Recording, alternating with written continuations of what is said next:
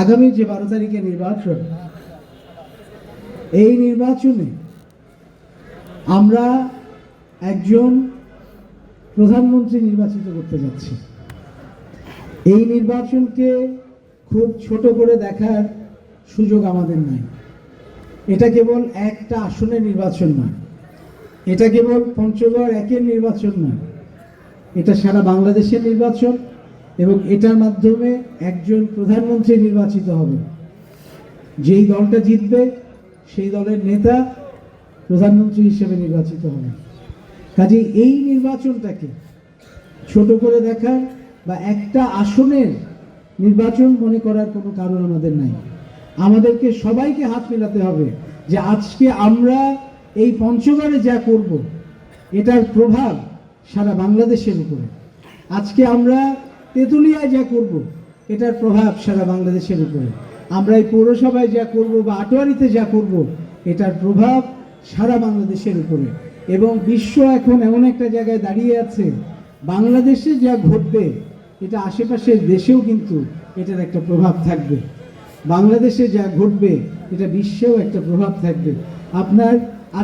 আপনার ভোটটা, আমাদের সবার ভোটটা এতটা গুরুত্বপূর্ণ যে এই একটা ভোট দিয়ে আমরা আগামীর বিশ্বের, আগামীর বাংলাদেশের আমাদের পরিবর্তনকে, আমাদের ইতিহাসকে আমরা একটা দিকে ধাবিত করতে পারবো, একটা দিকে প্রবাহিত করতে পারবো।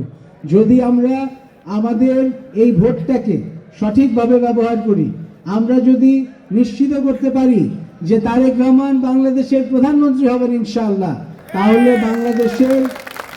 বাংলাদেশের ইতিহাস একভাবে লিখিত হবে।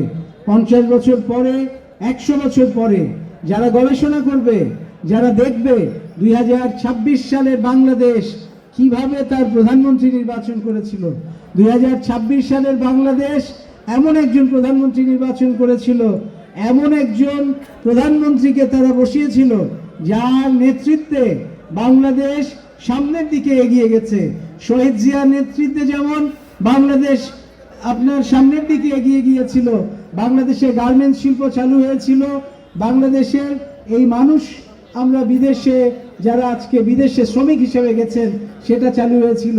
বেগম জিয়ার নেতৃত্বে যেমন অবৈতনিক শিক্ষা চালু হয়েছিল, আগামীর বাংলাদেশে জনাব তারেক রহমানের নেতৃত্বে শিক্ষা, স্বাস্থ্য, আপনার কারিগরি শিক্ষা, সব কিছুতে বাংলাদেশের যে শিল্প বিপ্লব, এগুলো সব যেগুলো ঘটতে যাচ্ছে ইনশাআল্লাহ, সেই ইতিহাসের পক্ষে থাকার জন্য আগামী 12ই ফেব্রুয়ারিতে ইতিহাসের অংশীদার হওয়ার জন্য আমাদের চেষ্টা করতে হবে, যাতে আমরা নিশ্চিত করতে পারি যে তারেক রহমান 12 তারিখের পরে বাংলাদেশের প্রধানমন্ত্রী হিসেবে ইনশাআল্লাহ শপথ নিতে পারেন।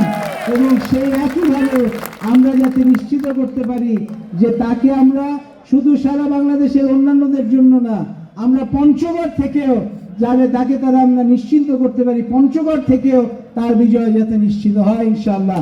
সেইভাবে আমরা ধানের শীষের পক্ষে কাজ করে যাব এবং ইনশাআল্লাহ আমরা ধানের শীষের জন্য সবার কাছে ভোট চাবো।